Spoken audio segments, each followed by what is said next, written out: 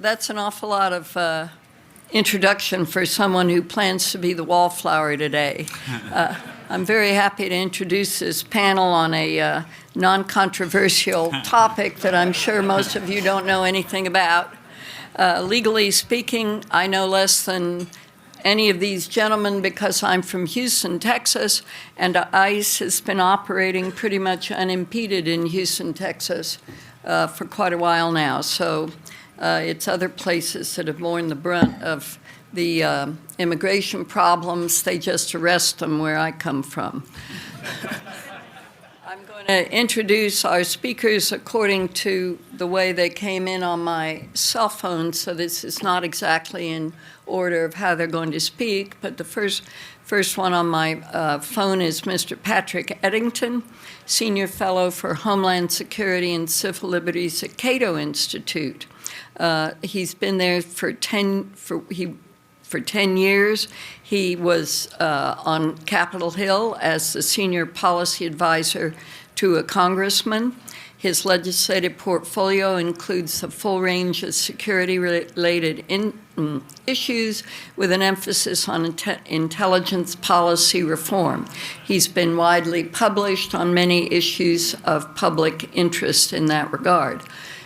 Also is John Malcolm, who probably needs no introduction to this audience at all, Vice President, Institute for Constitutional Government and Director of the Meese Center for Legal and Judicial Studies of the Heritage Foundation. Among other things, many duties at Heritage. He's the past chairman of the Criminal Law Practice Group of the Federalist Society, also on the Board of Trustees of the Washington National Opera, and the Board of Directors of the Legal Services Commission. Before joining Heritage in 2012, John had a formidable career in private practice and representing the movie industry. Next is Mr. Trent McCotter, the youth member of the panel, partner with Boyd and Gray, heading its administrative law practice. Don't let his youthful appearance deceive you. He has argued cases in a number of circuits, including 2 before our en banc court. I don't remember whether the Supreme Court affirmed or reversed us on those, but I don't remember either, Judge. I think we then we must have lost. But anyway, he's very skilled. He's written a number of briefs and amicus briefs in all areas of administrative law, and recently in regard to the issues that are before this panel. And finally, Professor Mark Nevitt, Associate Professor of Law at Emory University and a commander and retired from the U.S. Navy. He joined the Emory faculty only about 3 or 4 years ago, and his research focuses on national security law and environmental law. He is also taught at Syracuse and at the U.S. Naval Academy, but what I particularly appreciate about his background is he made 290 aircraft carrier landings, and he's live to talk about it.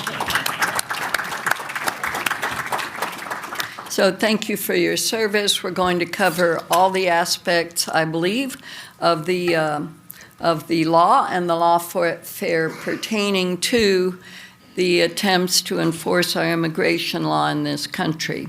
First of all, we will hear from John Malcolm. Well, thank you, Judge Johnson. It's a real pleasure to be here with this very distinguished panel. So as you know, this is an emotionally charged issue that raises some very interesting legal questions. These National Guard deployments have arisen in 3 different contexts, and each raises different legal issues. I'd like to dispense pretty quickly with the first 2 of those contexts so that I can spend the bulk of my introductory remarks on the third. So first, the President has deployed the National Guard right here in the nation's capital. While many people have objected to that and the City Council has filed lawsuits, the District of Columbia, after all, is a federal enclave. And I think it is pretty clear that the President has the authority to deploy troops here in D.C., just as he did, for instance, when he called out the National Guard in the summer of 2020 following the George Floyd riots. Second, the president has deployed the National Guard in Memphis, Tennessee, which has a very, very bad crime problem. The president has done this, however, at the request of and with the acquiescence of Governor Bill Lee. So nobody is filing any lawsuits. Nobody is particularly complaining about that. Third, the third context, the president has deployed the National Guard in Los Angeles, California, Portland, Oregon, and Chicago, Illinois, over the vociferous objections of Governors Gavin Newsom, Tina Kotek, and J.B. Pritchard.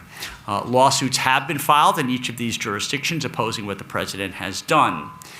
In these three cities, you have what I would describe as a perfect storm. So for the past several years, each of these jurisdictions, including, by the way, Memphis, Tennessee, has been governed by so-called progressive prosecutors. My colleague Zach Smith and colleague Simpson wrote a book about this, and they refer to them as rogue prosecutors. These prosecutors, for the most part, have failed to do their jobs. These are areas, as a result of that, where crime has increased dramatically and respect for the rule of law has diminished. You've also had in each of these areas a robust defund the police movement that has served to demoralize law enforcement authorities, has led to a large number of resignations, and has stifled, and very severely, the recruitment of new officers. These are also sanctuary jurisdictions, which has led to a large influx of illegal immigrants, intense hostility to federal immigration authorities, and a complete lack of cooperation between ICE agents and local law enforcement officers.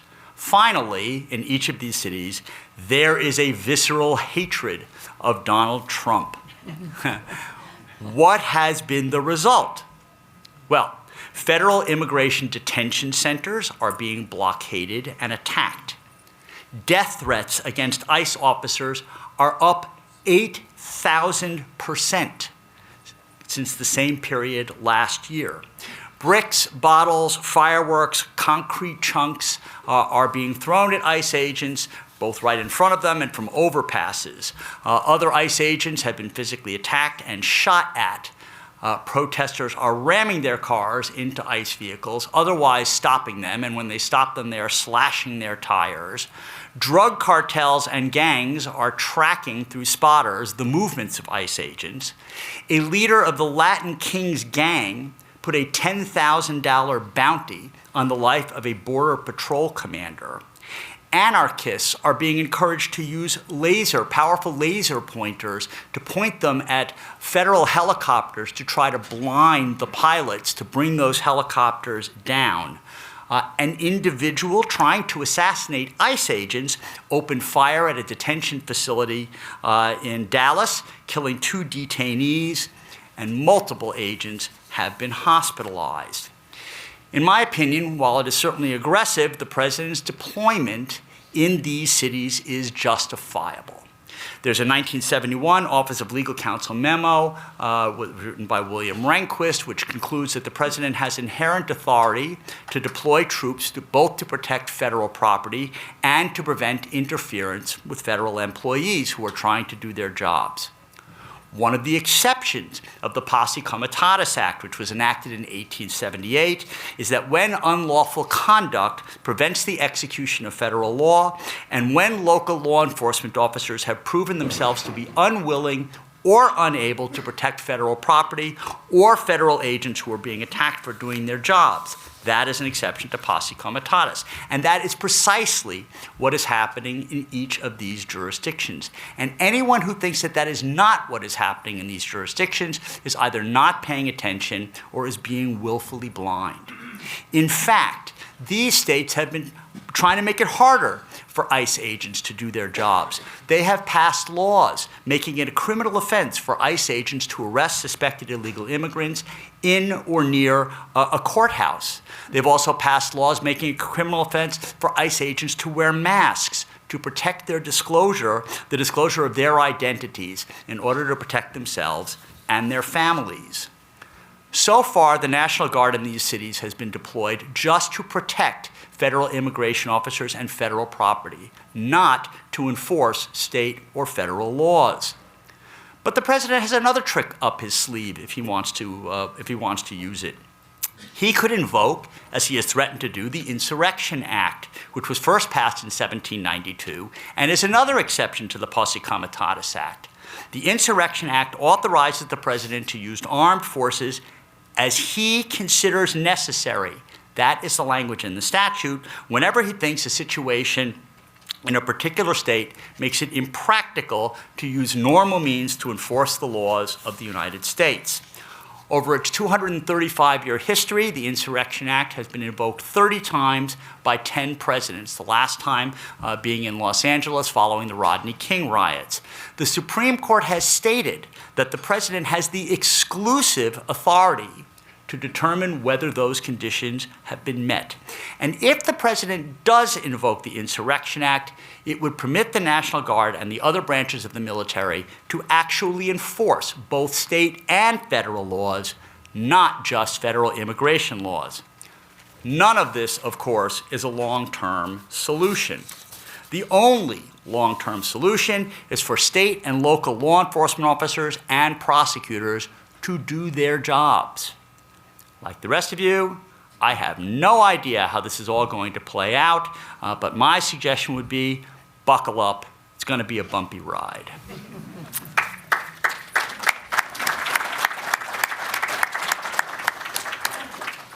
All right.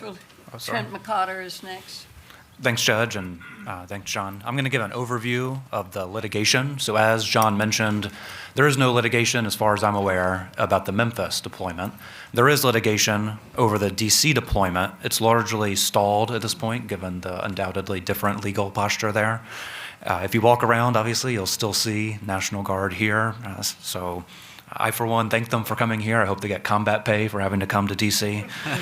So I'll focus on the three cases that John mentioned are the most active, the ones that raise the most interesting legal questions. So it's the Los Angeles deployment, the Portland deployment, and Chicago.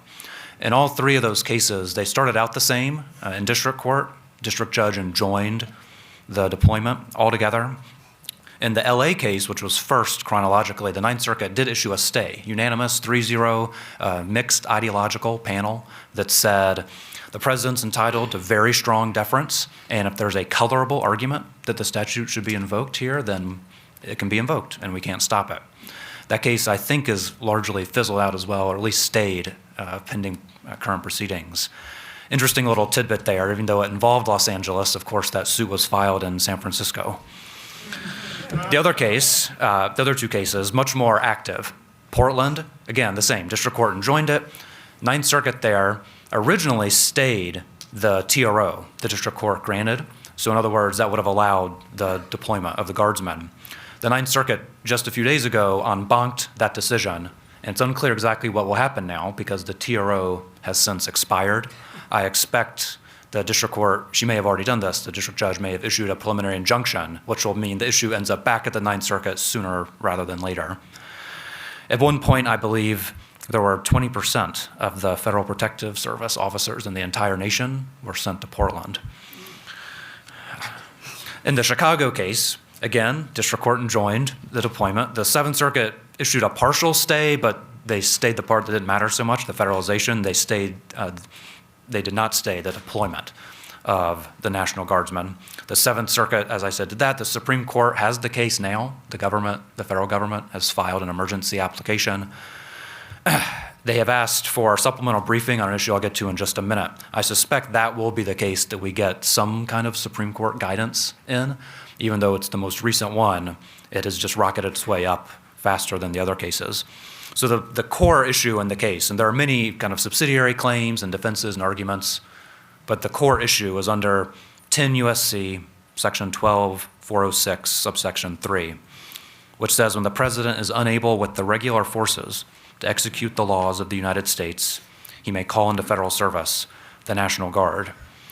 There's a couple of questions that arise out of this and where these cases are really focused. So the first, is that presidential determination reviewable at all? There's a 200-year-old Supreme Court case, Martin v. Mott, that said, it's a different statute, but similar language, that said that President Madison's determination was conclusive. And some people have argued, well, conclusive as to whom? Conclusive as to the executive branch, as to the guardsmen, the militia, conclusive as to the courts. So far, none of the courts have agreed that they cannot review the president's determination at all. However, the Ninth Circuit in the Los Angeles case did say, as I mentioned, extreme deference given to the president's determination there.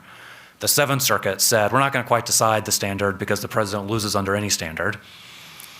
So we'll see. I think that's a key issue in the case. I think, in a way, a more important issue is actually, what are they deferring to? What exactly is the assessment that's being made?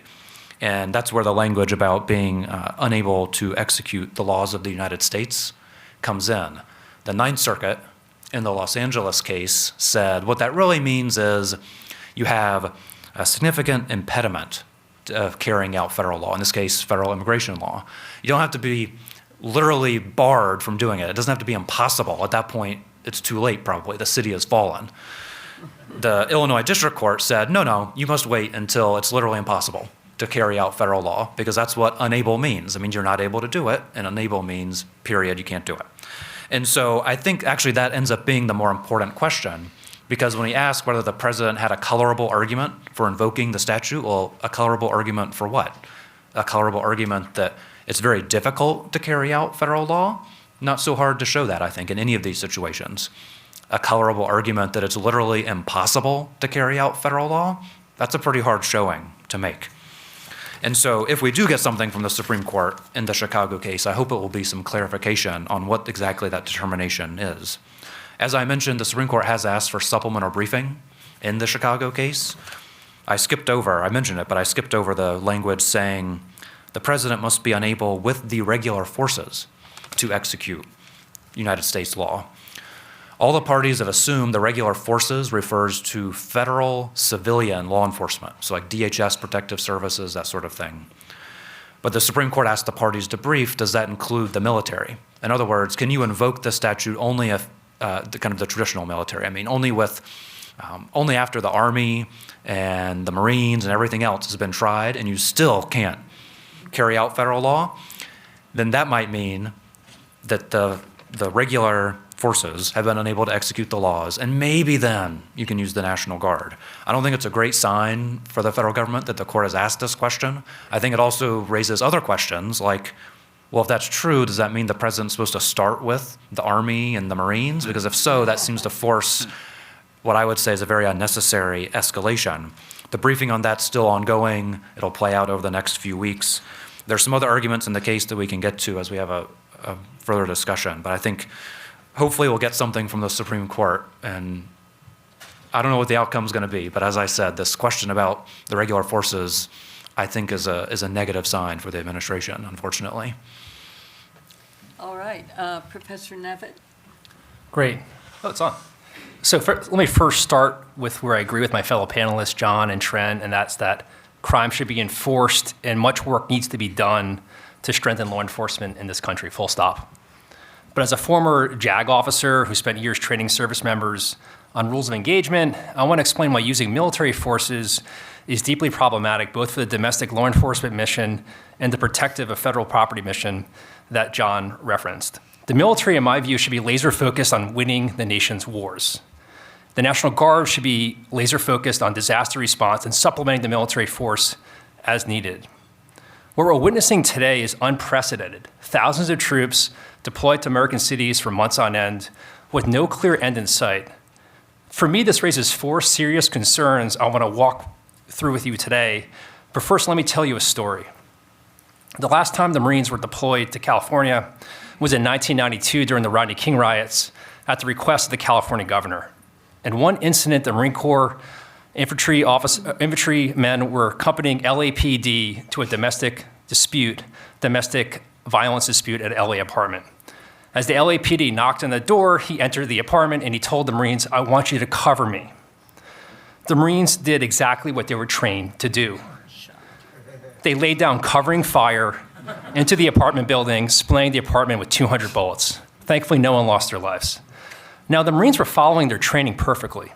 And combat operations, cover me, just means lay down suppressing fire as the force advanced. But to the LAPD, that meant be ready to use your weapons, take it off safety, use it in self-defense if necessary. That's the civilian rules for the use of force, not the combat rules of engagement, which are part and parcel to every Marine, which was deployed in LA, as well as many National Guard members who've been deployed overseas as an operational force. Same words, completely different meaning. And that difference matters when you're in an American city, not a combat zone. This is not a criticism of those young Marines. They were selfless, dedicated service members doing what they're trained to do, nor the National Guard members who are here in DC, who I do, as Trent does, thank them for their service and thank them for what they're doing here in DC. The problem is that we sent them into a situation that they're really, at the end of the day, not really trained for. So what are those 4 reasons that are giving me pause? First and foremost, our founders would be deeply alarmed. America arose from revolution because of military overreach. The Declaration of Independence, we're in the Jefferson Room, lists as grievances against King George III. He has rendered the military power independent of and superior to the superior power. And he has kept among us, in times of peace, standing armies. Our founders had a deep aversion to standing armies that shaped the Constitution. You can find that in the Constitution's text with its 2-year limitation on raising and support the Army under appropriations. It's why the framers had a sharp distinction between the militia, today's National Guard, which reports to state governors, and federal standing armies, which report to the president. When the National Guard is federalized, as what we're witnessing today in Illinois, Oregon, California, the Guard effectively becomes part of the standing army. That's exactly what our founders feared. And here's the problem. The statutes that Mr. Malcolm, Mr. Mercado referenced, all are 100 to 150 years old. Congress hasn't really gotten around to updating them. The Posse Comitatus Act dates from 1878, and the Insurrection Act dates from the late 19th century. And 12406 dates from 1908, has rarely been used in American history. At the turn of the 20th century, the US Army at that time was about twice the size of the New York police force.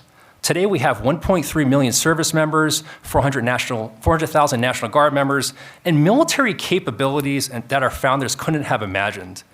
And we're deploying them under statutes that Congress really has not meaningfully updated in over a century. What we're witnessing too in terms of time and scope is similarly extraordinary. The last time the Marines and the Guard deployed to LA, that was for 10 days. What we're witnessing now in Los Angeles is 150 days and counting, no end in sight. In 2020, during the George Floyd riots, we saw the National Guard in DC for a week. The Guard has been here in DC for 90 days, again, with no clear end in sight. This is not a brief emergency response. This has become something entirely different, a quasi-permanent military presence in American cities. Number 2, our training gaps and mission creep creates dangerous situations. I've already told you the cover me story, but the training gap goes much, much deeper than that. Military service members, again, are trained in combat rules of engagement, and law enforcement officers are trained in constitutional policing, de-escalation, community relations, and legal standards for searches, seizures, and use of force. The National Guard members in DC could be anything from logisticians to aircraft mechanics. Some of them might be military police, but they don't have that deep law enforcement training. What we saw in California was that we saw mission creep in action. Federal troops and the Marines actually accompanied ICE to part of marijuana raids 120 miles away from the LA ICE detention facility. Guard members in the district, as far as I could tell, are picking up trash and doing beautification projects. I can promise you that is not on the recruiting posters. And here's what troubles me more. We're placing these young men and women in these situations without giving them a clear mission or defining what success is. American military is often good at getting into situations and not so great at getting out of them. When can they redeploy to their families? What's the end state? Zero crime? That's simply impossible. We owe our service members clarity, proper training, and realistic objectives. Right now, we're giving them none of those things. 3, the National Guard is already a deeply overworked force. Just because the military can be called into cities, and John and Trent did a nice job of outlining the statutes, I think some of these questions before the court are novel questions, such as what exactly is a regular force. They become the easy button that gets pressed simply because it's there. The National Guard is a deeply operational force. During the time of combat in Iraq, during the surge, there were 40% of combat operations in the US Army in Iraq. During COVID-19, we saw one of the largest domestic deployments in modern American history with 66,000 Guard members deployed to throughout the United States. and now they're going to be deployed to American cities. What is the impact? Well, right now, the Army, Air Force, and the Navy have all missed their recruiting goals. At a time when, and this saddens me to hear this, but the statistics suggest that just 23% of graduating high school seniors can actually meet the recruiting requirements without receiving a waiver to join the military. The military already has a readiness and recruiting crisis, and in my view, this deployment is making it worse. Fourth and finally, this is just, in my view, fiscally irresponsible. There's a perception that this is a fixed cost already borne by taxpayers. That's completely wrong. National Guard members are part-time soldiers with day jobs. These deployments already come at great personal sacrifice. When they're mobilized and placed in a federal status, they must be paid housing, per diem, et cetera. Just one estimate I saw from Los Angeles for those 4,000 Guard members and Marines deployed to Los Angeles put that 60-day deployment at $120 million. That's $120 million for a temporary, inadequately trained force. Contrast that with the cost to recruit, screen, train, and employ a fully operational police officer is about $120,000 as initial cost. So here's the question. Would you rather have 1,000 new police officers who are fully trained in law enforcement and represent a permanent addition in capacity to public safety? Or would you rather have a 60-day Band-Aid with troops who aren't trained for the mission? This is just an expensive way, in my view, to avoid solving the real problem. So what should be done instead? Let me just say a couple things. There's work here for both the president and the executive branch and Congress. I think the president and the executive branch, Department of Defense, needs to establish clear, narrow criteria for when a military deployment is truly appropriate and what success looks like.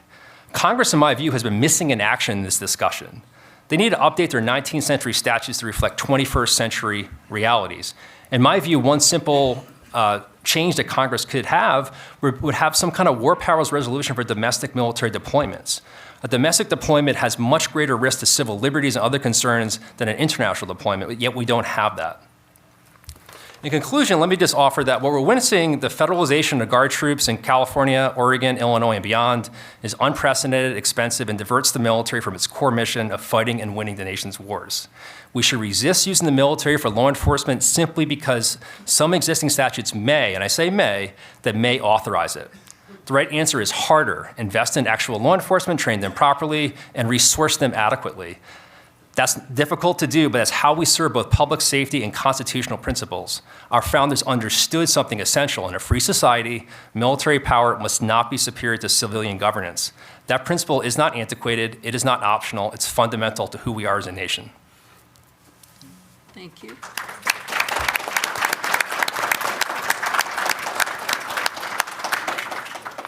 Mr. Eddington. Thank you, Your Honor. My thanks to the Federalist Society. You're being very, very open-minded and brave by inviting a self-proclaimed anti-federalist into your midst. So I want to thank you for that. And I also just want to give a quick shout-out to my Cato colleagues who are here. I know there are several of them here, including our Senior Vice President, Clark Neely, who would probably do a much better job at this than I would. But I was given the invitation, so I'm going to do my best. How many people in this room, besides myself, have actually served in the National Guard? Can I see a show of hands, please? Okay, a few. Great. Thank you for your service. Really appreciate that. In late April of 1983, an F5 tornado ripped itself right through my hometown of Springfield, Missouri, and some of the environs. And as a 20-year-old E1, not that long out of basic training, I was among the personnel that were called up to provide security for that. Now, our unit leadership was sufficiently concerned about how these young soldiers, like yours truly, might behave in this kind of, dicey environment. So what they did is they made sure that when we deployed with our M16s, that's the precursor to the M4 rifle, that's the more modern version of the assault weapon that's normally been used the last 25 years, we didn't have our bolt carrier groups in it, and they gave us magazines without bullets. That's how concerned they were about making sure that we didn't do anything stupid and injure civilians. Now, at the time, I thought they were nuts as a 20-year-old, but I was young and stupid then and not nearly experienced enough as a soldier and later as an officer to understand just exactly how wise they were being. I wish I could say that the current administration has been nearly as wise. They have not. I'm going to do my best not to repeat what my colleague Mark has said, who just did an absolutely superb job, I think, in making the case for why this is all kind of crazy. But I think it's important that we do deal with actual facts, and these are the facts. With the exception of Memphis, every city to which the National Guard has been called up and deployed by the President of the United States, crime had been on the decrease literally for 2 or 3 consecutive years. That includes here in the District of Columbia. And on the District of Columbia, this is another historical data point that I think is really important. How many people here besides me, how many of you are old enough, I guess I should say, to remember the crack cocaine epidemic of the late 1980s and early 1990s? Show of hands? Okay, great. Thank you. When I came to this city in 1988 to work for the Central Intelligence Agency, I've written 1.5 books about that, by the way. There were over 300 murders that were related to that crack cocaine epidemic in this city. The next year, it was over 400. By 1991, it was nearly 500. So during this 3 to 4 year period, we're talking about the Reagan and George H.W. Bush administrations. And neither of those gentlemen felt compelled to call up the National Guard for so-called crime fighting in the District of Columbia and elsewhere for that matter, including in California where it was absolutely raging at the time. Did not see the need to do that because I think both of those gentlemen understood that this was the job of police, state and local police, to take care of it. The feds can provide and should provide support where it's appropriate, especially intelligence-related support. But those 2 presidents understood this. The problem that we have right now is that these deployments, in my opinion as a former Central Intelligence Agency analyst, are pretextual. They have nothing to do with stopping immigration enforcement problems, and they have nothing to do with crime fighting. And I'll stick to the crime fighting for the moment, because if the purpose of calling up the Guard here in D.C. was to actually engage in crime fighting, why weren't they deployed to Anacostia? Why weren't they deployed to the other hotspots that the Metropolitan Police Department has identified, the U Street corridor especially? They weren't. A lot of these troops were walking not that far from the Cato Institute headquarters over on Mass Avenue. That made me kind of wonder for a little while. It made me, think about that just a little bit. But most of these kids, and they were kids for the most part, the ones that I encountered. I personally interviewed several of these folks, the ones especially that were hanging out near Metro Center, the ones that were deployed near Metro Center. And I asked them, just point blank, hey, what kind of pre-deployment training did you all get? And one of these young men, he was a specialist 4, an E4, couldn't have been even 25 years old. He looked me in the eye and he said, sir, he knew I was prior service, we'd been talking. He said, sir, have you ever heard of death by PowerPoint? And anybody who's been in the military knows exactly what that means, right? So all these kids got was some kind of PowerPoint presentation, which has not, by the way, been made public to the best of my knowledge. And if any of the panelists have different information, please correct me.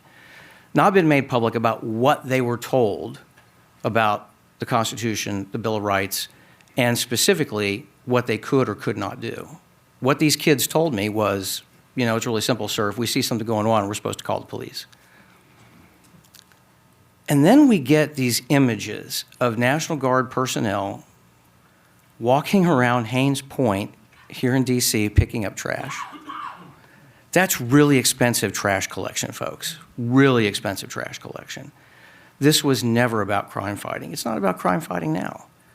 And it's never been about immigration enforcement because these troops that have been called up, as Mark indicated, the overwhelming majority of them are not military police. And even if they were military police, they would be versed in the Uniform Code of Military Justice for the most part.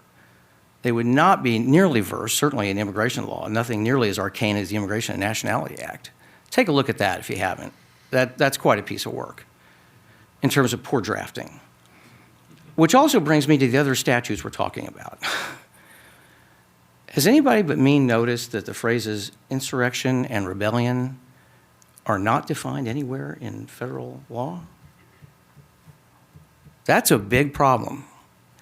Because when the Solicitor General of the United States, basically makes the claim that somebody's showing up at an ICE facility and yelling insults at ICE officers and putting up signs that have obscenities about ICE officers and all the rest of that, is somehow engaged in insurrection or rebellion, what I want to ask the Solicitor General is, do you remember what happened on January 6, 2021?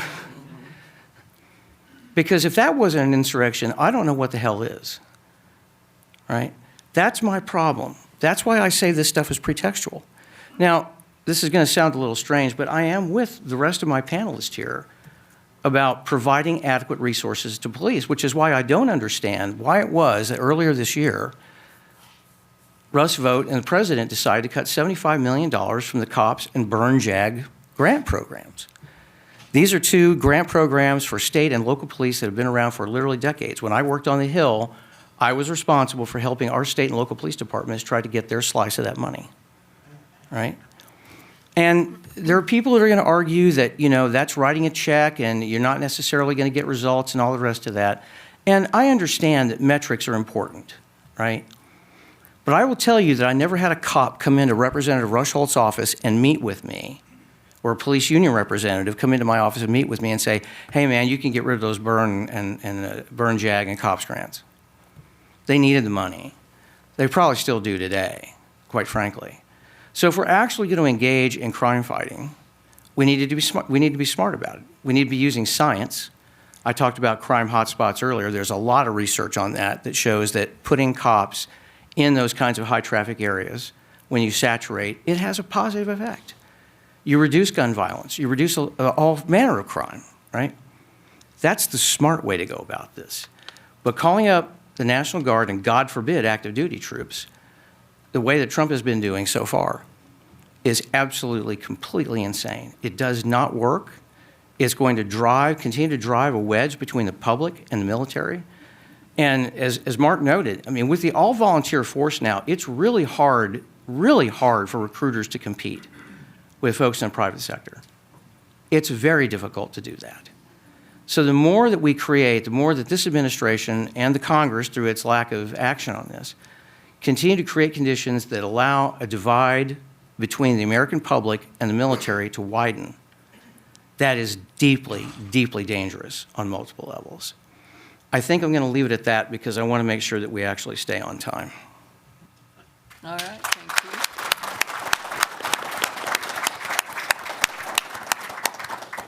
Well, I wasn't sure we were going to have any disagreements, so I was wrong. So I will give each panelist an opportunity to respond. If you have anything to say, John. Sure.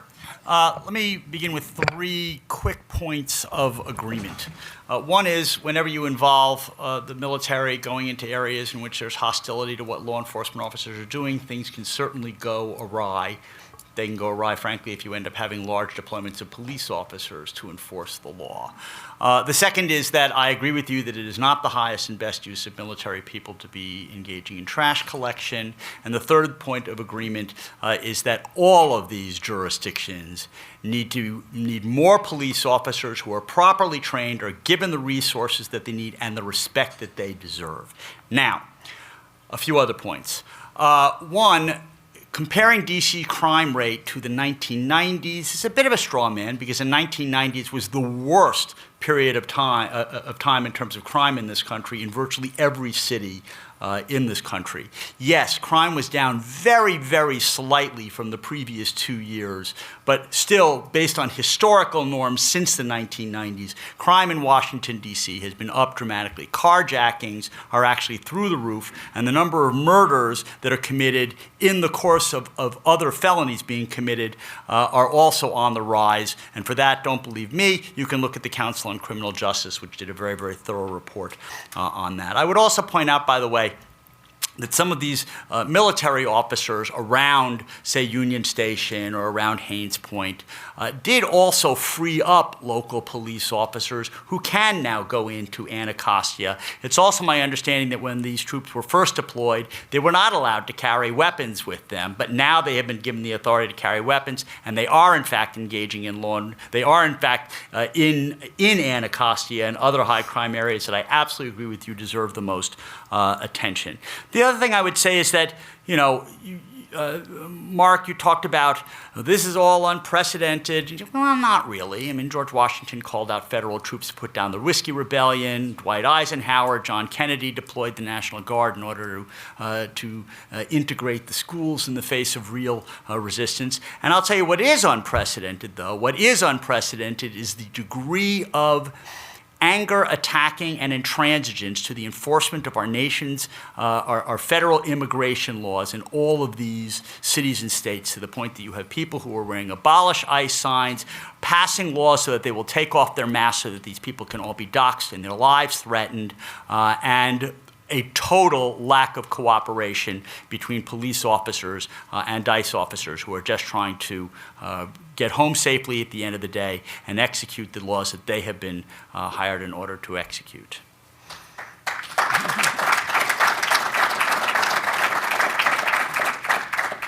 Trent, have you anything?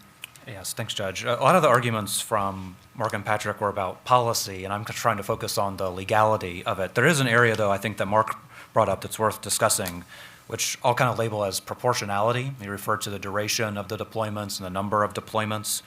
I know that the government has cited the fact that in Los Angeles, they did deploy several thousand, whereas in Portland, it was several hundred. Chicago, I think, was a little more than Portland, but definitely less than Los Angeles.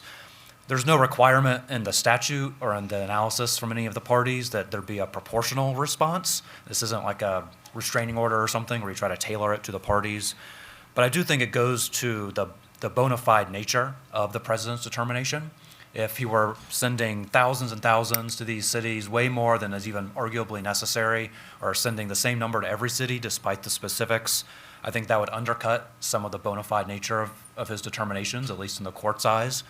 Again, that's assuming the courts can review them. I know the government has said they should not. All the courts have said so far they will, but very deferentially. And so in that deferential analysis, I think it does matter as to whether they think the president is acting in good faith, has a colorable argument, and the nature and duration of the deployment is a factor there.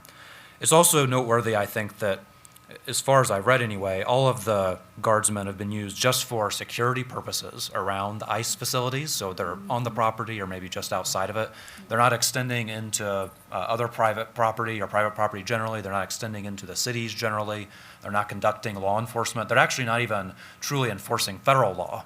The statute says the president can call into federal service a National Guard to execute those United States laws.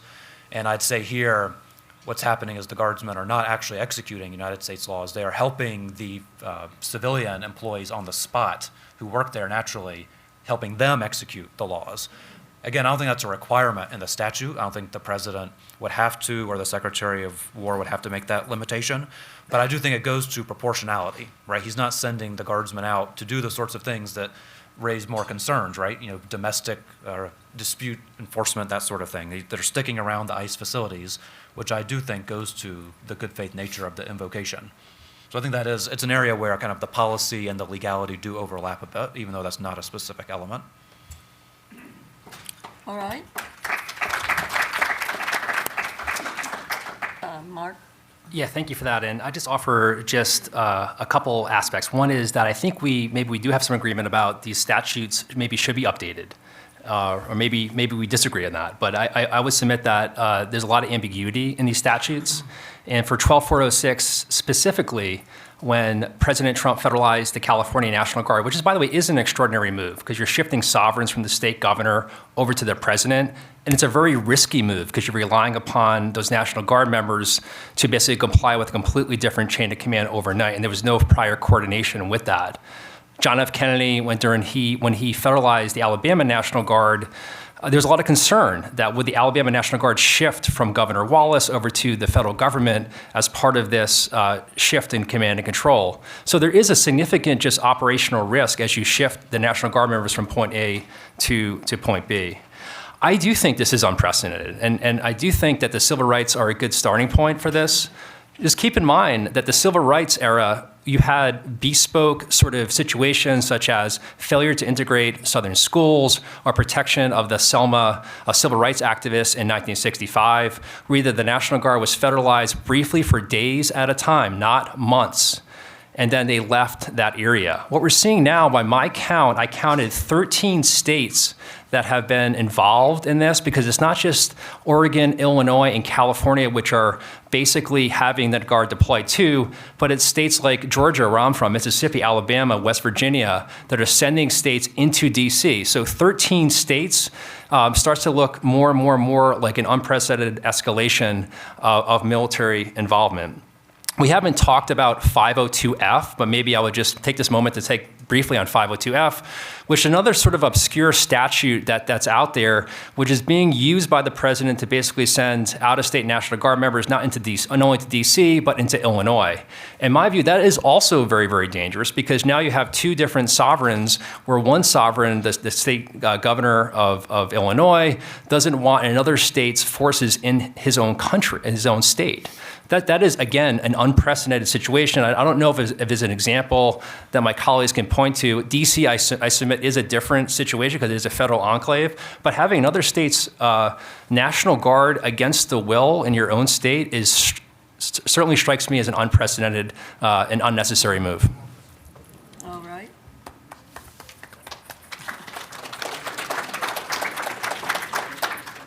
Well, let's see. I think, John, you said at the start of this, buckle up. This is the part where I say tighten your seatbelts. The reality is, and John, I appreciate you helping me to make my point. I talked about the 1990s and the crack cocaine epidemic to make the point that it was that bad back then, and we didn't have this happen. We had two. I mean, when I was 17 years old, I went door to door for Ronald Reagan in 1980. That's how much I loved the man. Those two presidents did not respond in the way that this president has, even though they were easily, demonstrably dealing with a much more difficult crime situation. So thank you for that. Mark, you just keep stealing my thunder. This is making me crazy. You just talked about Ike and JFK, so I'll leave that one alone. What I will say is I have lots of photos on my phone for anybody who'd like to see it of National Guard troops patrolling the streets of DC. Not even 3 blocks from my building, right? What the hell were they doing out there walking around? They weren't in an ICE facility. There's not an ICE facility remotely near Cato. Why were they hanging out at Metro Center? Why were they hanging out at L'Enfant? Was there an intel threat that DHS didn't communicate to the rest of us? I use Metro every Thursday and Friday to go to Cato. I would sure like to have known that. So they were definitely out there patrolling. I don't think we can really actually say at this point whether or not Metropolitan Police Department personnel were actually redeployed to hotspots because these Guard personnel were on the ground. We can't say that. That kind of data has not been publicly available, if it exists. Maybe it doesn't exist. I don't know. What I will say is that I found this piece by The Guardian a couple of weeks ago to be deeply, deeply disturbing, because they got their hands on a National Guard Bureau memo from August of this year, talking about a requirement that was going to be levied on every single state, all 50 states, to provide personnel for so-called quick reaction forces. We're talking about up to 20,000 troops that would be under the direct command of the President of the United States to deal with, quote, civil unrest. Where's the civil unrest taking place? Well, I'm glad you're not at the ICE facility in Portland, Mr. Eddington. Well, Judge, the only Judge, I hear you. I hear you. I don't want, no, I'm not going to get into an argument with you, and all I'm trying to do is set up for people to ask questions. The only other thing I would, well, I might have one other question myself later, but if people want to ask questions, I think it's a good time to do that. Because I think we've posed the issues now.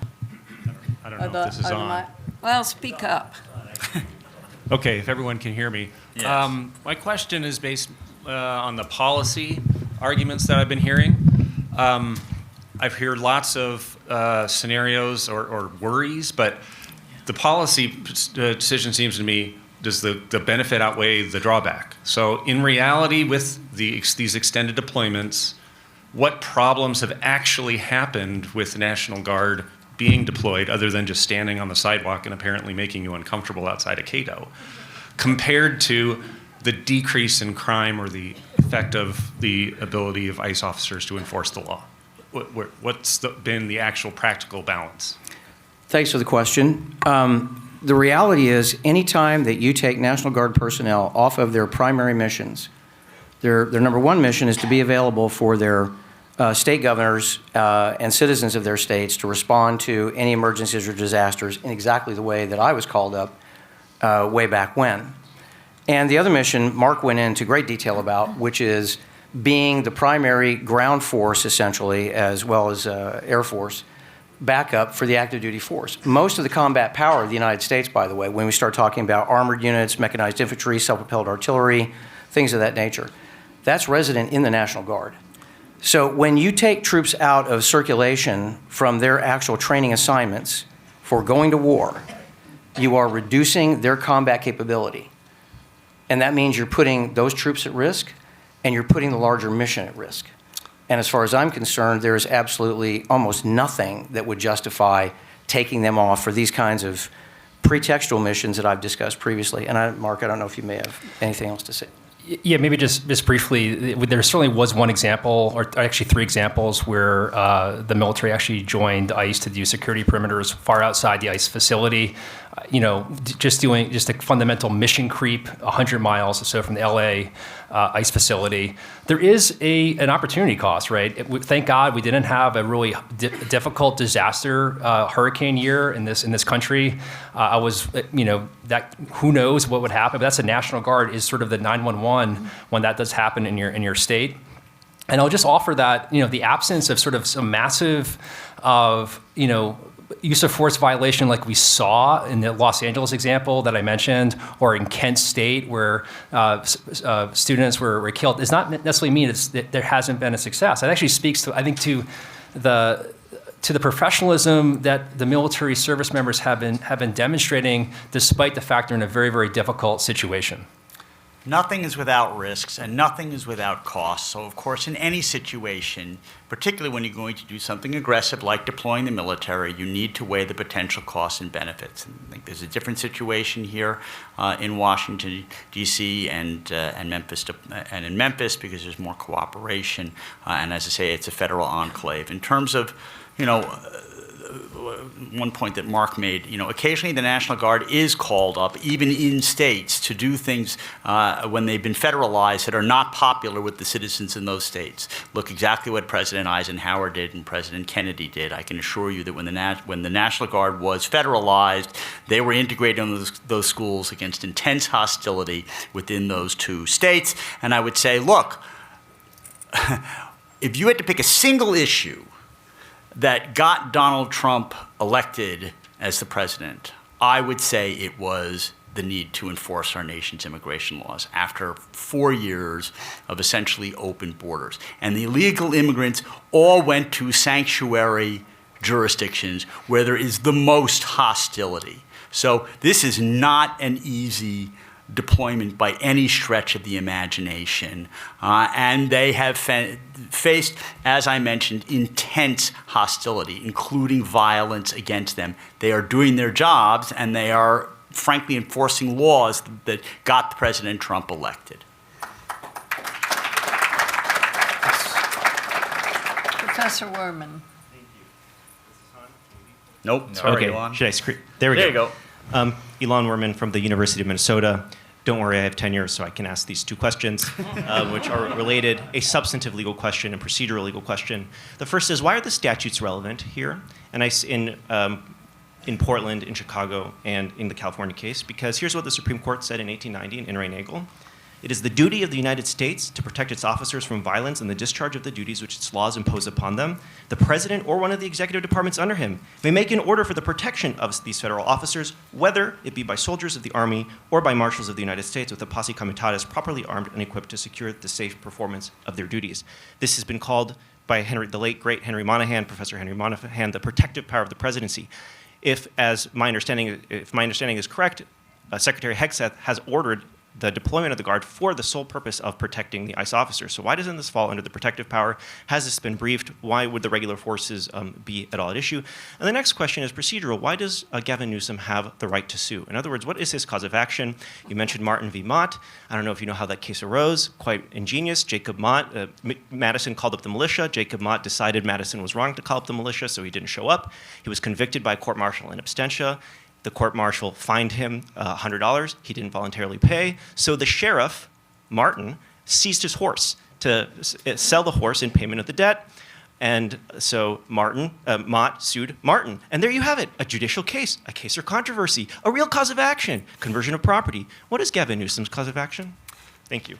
So let me take a whack at that briefly with respect to, does the president have to rely on these statutes? As I referenced the 1971 OLC decision in which Bill Rehnquist, who's director of OLC at the time, said that he has the inherent authority to protect federal property and protect federal agents in the execution of their duties.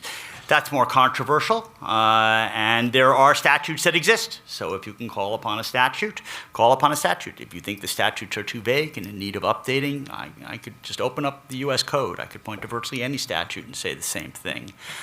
With respect to Gavin Newsom's ability to sue, I'd have to think about that a little bit. I do think, for instance, in the District of Columbia, which is a federal enclave, you end up having sort of agents of the federal government suing the federal government. I think that presents all kinds of real standing issues. But I haven't thought enough about Gavin Newsom's standing. Perhaps Trent has. Trent? Well, so I think on the first question, I don't believe the government has raised an inherent authority argument, although it might be kind of lurking in some of the background principles. I suspect the best answer to that is the militia clause, which is Article 1, Section 8, Clause 15, gives to Congress the power to dictate the terms for using the militia.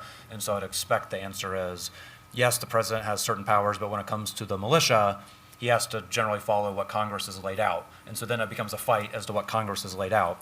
I think that also partially answers your second question, although in my view it's not a satisfactory answer. This was something that the amicus brief that I filed in a couple of these cases raises, which is thinking about this as a 10th Amendment problem for the plaintiffs is a bit odd because the states have handed over all of their militia power to Congress and on whatever terms Congress sets. And you can argue, as the plaintiffs have, that the president has not followed the terms that Congress has set, but I don't think that his failure to do so, if he has failed, is somehow an infringement on the state's sovereignty. They're arguing about an infringement on a power that they gave up 250 years ago, not unilaterally, but completely and absolutely to the federal government, to Congress in particular. And to say that, though, is not something the courts have addressed, I think. Most of the courts have actually said the reason why the plaintiffs have irreparable harm is because they have a 10th Amendment violation. The president is using their own National Guard without permission. And in my view, I don't think that's really an irreparable harm given the militia clause. All right. Can I add to that briefly? I'm sorry, Judge Jones. Just Sure. in terms of the Article 2 and 12406 piece, you're exactly right, Professor. I'm not sure where you went, but there is certainly in Ray Nagel, there's inherent authority by both the Marines and the National Guard to protect federal buildings. That has been seen by the Supreme Court. But there's a separate question of how do you get the National Guard into a federal status, and that gets the 12406 authority, and that's very much untested. And then the question is, well, what exactly can they do when they're in a federal status? Because 12406, in my view, is not expressly authorized law enforcement. The Posse Comitatus Act couldn't be clearer that federal military forces cannot execute the law when they're in a federal status unless there's some sort of express authorization from the Act of Congress or the Constitution. And in my view, the 12406 doesn't expressly authorize law enforcement. I'd also point out that the Federal Protective Service has the responsibility for securing most federal buildings, I think with the exception of courthouses, and I think that's largely a U.S. Marshal Service function. So there's absolutely law enforcement that is available to protect those buildings. All right, we'll go over to All this right, side. David Askin, Houston, Texas. My question concerns the ICE Check app. Media reports had it that General Bondi and the DOJ pressured Apple to remove that particular app from the App Store, which identified the location of ICE officers very similar to Waze identifying, where radar is taken.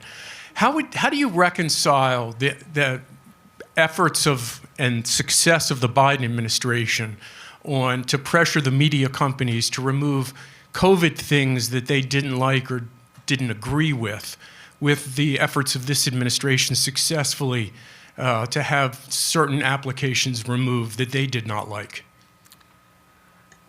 It's an interesting point. I would say that, when you were talking about the Biden administration pressuring social media companies to take down communication, you can't basically force or whatever the federal government can't do directly, it can't do indirectly. And here what they basically said, oh, nice immunity you have, Section 230 immunity that you've got for your content moderation. Sure would be a shame if you lost that. That's not quite at play here. I wasn't privy to the conversations that Pam Bondi had. I don't know what pressure she brought to bear other than to say, look, you were interfering with federal law enforcement in a way that is counterproductive, but they didn't quite have the sticks that they could use against this app that the Biden administration had against all the major social media companies. I mean, there's also been several documented instances, I think, by this point, of violence against ICE officers, sometimes unintentionally against some of the aliens themselves. And so I think that lended some credibility to the idea that perhaps this app is being used for violent purposes as opposed to just kind of a pure speech issue. Mr. Neely? Thank you, Judge. Clark Neely, Cato Institute. I wanted to raise a point that might be of interest to true originalists, which is that much of this activity is taking place in an environment that would have been unrecognizable to the founders and to the policymakers who enacted the relevant statutes. And that is that at the time of the founding and well into the 20th century, the individuals tasked with going out and performing these activities in various cities would have been personally liable for their constitutional torts committed against the individuals residing in those cities. And it's only due to a combination of a gross overreading of the Westfall Act and the judicial invention of qualified immunity that provides them with almost complete cover for their constitutional violations. So, John, I agree with you that a cost-benefit analysis is important here, but it seems to me that to some extent the cost side of that equation has been perverted because the personnel involved are not facing the full measure of accountability that they would have at the time of the founding and at the time the relevant statutes were enacted. Do you agree or disagree? I have debated qualified immunity with you, Clark, many times in the past. I'm sure I'll be debating qualified immunity with you many times in the future. It's always great to hear from you, but I think that's a topic for another panel. Let's do the Westfall Act next time, John. I can understand why you would dodge it, though. Does one of you have anything quick? I would just simply say that we've been talking, at least John has been talking a lot about violence. One of the images that I'm never going to be able to unsee, this was from Chicago, it was, I believe, in August, were two officers on top of an ICE building with a Presbyterian minister down below, basically by himself, trying to minister to them. And the video shows these officers, an unarmed priest, an unarmed man of the cloth, and these officers are firing pepper balls at this guy. Now, John, I would hope you would agree that that is excessive use of force and the unjustified use of force. Yes, as I said, things can go awry, particularly in a very, very tense situation, which you don't know exactly what's going to happen. I don't know of that particular picture. I could counter your picture with, dead bodies at a Dallas detention facility and lots of other violence of ICE officers who have been hit with fireworks and tear gas and concrete blocks who have been hospitalized, not to mention torched cars in Los Angeles. But yeah, look, tensions are high. There is, which is why, in part, people are going in with overwhelming force to try to keep that violence at bay. But things can go awry. They can go awry when the police overreact, as Clark and I have debated 100 times, and they can certainly go awry when the military is involved. Thank you. So a lot of the district judges who have enjoined these actions have said, yeah, sure, right now as I write this order, things are terrible right here, but that's only because the National Guard showed up. Before that, things were great. It's kind of an interesting chicken and egg situation. But the only case that we've had where the guardsmen have been allowed to stay, setting aside DC and Memphis, is in Los Angeles. And my understanding, at least, is that kind of overwhelming show of force did initially create a counter response, but has since largely quelled. And we are talking about the enforcement of the law, but that has a little weight. But yes, sir. Hi, Chris Hollinger. I'm a lawyer in private practice in Virginia Beach. Mr. Nevitt, this is directed specifically at you, sir. I'd just like to say that you articulated some really, really spectacular and well thought out policy arguments about why these deployments are a bad idea. And There's a but coming. and I tend to agree with about 99% of them. Yeah, here's the but, okay? Put yourself in President Trump's office now. You've just convinced him that you are 100% right in every policy argument that you've made, and he 100% agrees with you. But what is he supposed to do? Do you have a positive alternative suggestion? Because I think we've pretty well established that the local authorities are not contributing to enforcing the federal law, and they are actively fighting against it. So as the chief executive charged with enforcing federal law, having correctly identified that the use of the National Guard in this way is a bad idea, do you have a good idea that you could advocate? So a few responses. One is, I think the National Guard has been seen as sort of a silver bullet, right? We can just put the National Guard in the cities and declare success over crime in those respective cities. The response to your question is really more of a silver buckshot. There has to be a lot of things. I'll start with Mr. Eddington said, let's restore those grant funding that were left off the table. Let's invest in federal law enforcement, right, to enforce immigration laws as needed. In Atlanta, Georgia, we have Atlanta Police Safety Training Center, which is state-of-the-art, which is helping in police recruiting, police retention, and police morale. It's a much more complicated, nuanced decision, but I think it start there versus looking for the National Guard to solve a problem. If I may, just really quickly, I think there's also fundamentally an anti-commandeering aspect to this, right? So it kind of gets into the category of be careful of what you ask for. Let's go to January 2029, and now you have President Alexandria Ocasio-Cortez and a democratically controlled Congress. And she says, we have absolutely got to do something about climate change. So therefore, I'm going to send the National Guard around to start taking people's gas cars because it's killing us all. We have to do this, et cetera, et cetera, et cetera. Now, that's an extreme example. I hope it's just an extreme hypothetical.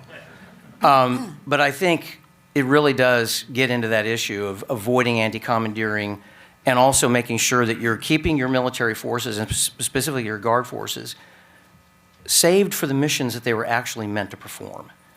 And I cannot emphasize enough, when I was on the Hill dealing with burn JAG grants and COPS grants, they were always begging, the police departments were always begging for more money, oftentimes for equipment, but also the COPS program is for hiring officers. So that's something that I think, if anybody wanted to get on a soapbox about this with their member of Congress, that would be something to really think about. Thank you, Judge. It is precisely because of the anti-commandeering principle that we are having a lot of these problems. So in part, the administration is suing these sanctuary jurisdictions, which are going to test the limits of the anti-commandeering doctrine. But in the meantime, you talk about recruitment difficulties. There are ICE officers that are actually excited about finally being able to do their jobs. I actually think that in terms of the military, while recruitment has been terrible, and certainly people are out of shape and not qualified, recruitment is way, way up. But it's because these are sanctuary jurisdictions in which local law enforcement officers have been instructed, do not do anything to help these people. Why the federal troops and federal authorities are needed in order to enforce our nation's immigration laws. I also think, by the way, that while the police may not be required to help enforce the immigration laws, they ought to be required to protect the safety of the agents who are executing those laws. Go over here. Thank you all for a vigorous discussion. Trey Mayfield from Chalmers Adams. There's been some brief reference or allusion to active duty military and a suggestion that perhaps that would even be worse. And I wanted to see what any of the panelists think about the fact that President Kennedy grabbed 30,000 active duty and reserve troops, the same number that George W. sent for the surge, by the way, to put that in perspective, and sent them to Oxford, Mississippi to occupy that town for 5 years because it would not implement segregation. And that was after a riot in which 2 people were killed by a mob shooting at the university. And so I'm curious, how does your analysis of the National Guard make that better or worse? And was that an undesirable action by President Kennedy? Well, I don't think there's any question that you were referring specifically to the James Meredith case, that the governor of Mississippi and like the governor of Alabama was not a fan, essentially, of the Supreme Court's decision in Brown versus Board of Education. And so you literally had, this level of entrenchment against integration in the South. And it was so radical in Mississippi in terms of the resistance that in that particular circumstance, the president really had no alternative. I mean, if you're in a position where you don't believe the local National Guard, the state National Guard, is going to actually be willing to perform the mission, right? Then if you're in the president's position, you're going to have to really think very hard about that. Now, again, that was about enforcing the law. That was about enforcing the Supreme Court's decision in Brown versus Board of Education as it pertained to James Meredith. Do I like to see that kind of thing? No, I just wish people would behave. That's what I wish.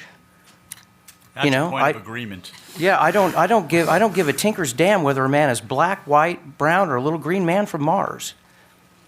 If people in this country Is he here legally? Well, okay, I'll give you that one. I'll spot you that one, Judge. I'll spot you that one. But if they are a citizen of this country, and even people that are here not in legal status still have rights, and they certainly have the right not to have the hell beat out of them. They have the right not to be killed while in detention. And I think that certainly for my part, that's what I worry about. But I wanted to try to jump in and just quickly answer the question as it pertained to the James Meredith case. All righty. Well, I think we have time for one more. I'm going to give my announcements. I'll really wrap it up because if you have CLE, you have to check out by scanning the QR, and we will need to close down and clear this floor. I've been told that ICE is going to come in. No. No, they need to do a security sweep for the dinner tonight, so you can't come up and all get signatures from the panelists afterwards. You need to leave. Thank you. We'll have another question. My name is Daniel Greenberg. I think of it as an American tradition that line workers in law enforcement don't obscure their identities and don't obscure their faces. And of course, we all see these reports about a new breed of law enforcement line workers who are wearing masks. And this strikes me as problematic in both as a matter of substance and as a matter of symbolism.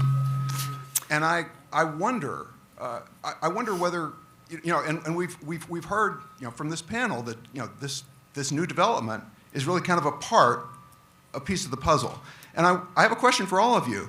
When you see these law enforcement officials routinely wearing masks, my question for you is, what have we become? That's a great point, Dan. And it is really regrettable that it has come to that.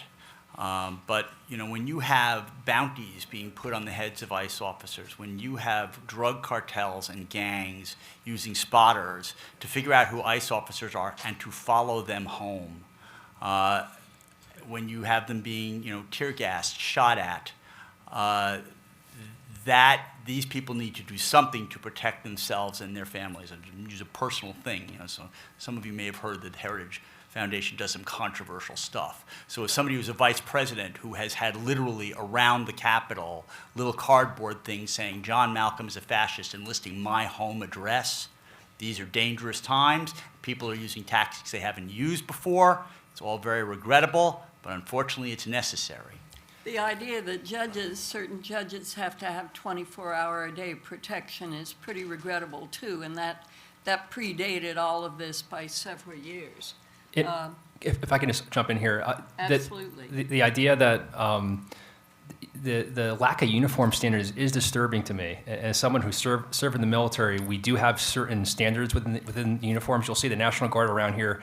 They can't be masked. That is a violation of their uniform. They have their insignia. They have their unit. They have their name. It's clearly identified. And in my view, and I'm not a criminologist, but I would just say that law enforcement should be properly trained, properly resourced, and held accountable. And having a masking with this sort of a lack of uniform standards, I think, is not the direction we want to go down. A lot of these individuals, National Guardsmen, I think, have identifying numbers, and the law enforcement officers have identifying numbers. So just in case someone does something they shouldn't, you can still figure out who it is after the fact. I think that it's very much a statement about the kind of environment that we're living in, unfortunately. But as I think Mark has made very clear, and I completely agree with him, the police have got to be identifiable in some fashion or another, because we're seeing, and I see this regularly on social media, police are regularly engaging in excessive use of force, in many cases completely unjustified. It's clear that it's unjustified in many of these cases. And we need better mechanisms for holding officers accountable, although, as my boss pointed out just a little while ago, most of those mechanisms simply don't exist right now, and that is definitely something I would like to see Congress address. Thank you. All right. I think we have to give a big round of applause. I think it's been very worthwhile discussion.